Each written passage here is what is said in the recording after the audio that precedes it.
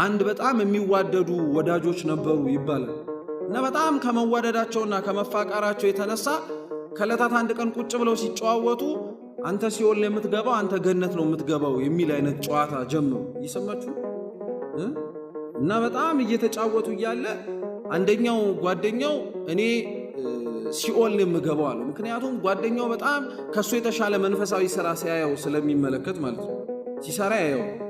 ያኛው ገነት ትገባለህ የሚባለውም ደግሞ አይ እኔ ሲኦል የምገባው አንተ የተሻልክ ነህ ይሉ።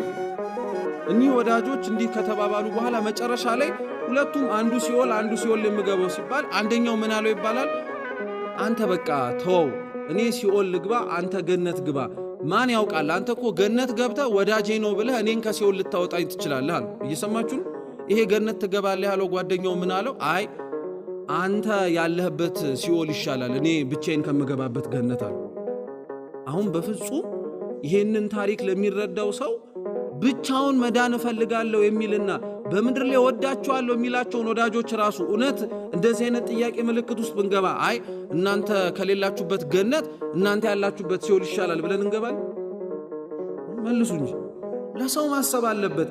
ድህነቱ ሙሉ የሚሆነው ብቻውን ስላልሆነ እኮ ብዙ ሰው ብቻውን የሚድን ይመስለው ብቻውን በመጾሙ በመጸለዩ በመስገዱ በመመጽወቱ እሱ ብቻውን ተነጥሎ ሌላው ገሃነም ቢወርድ ራሱ እሱ ብቻውን ተነጥሎ መንግስተ ሰማያት የሚገባ የሚመስለው ሰው አለ።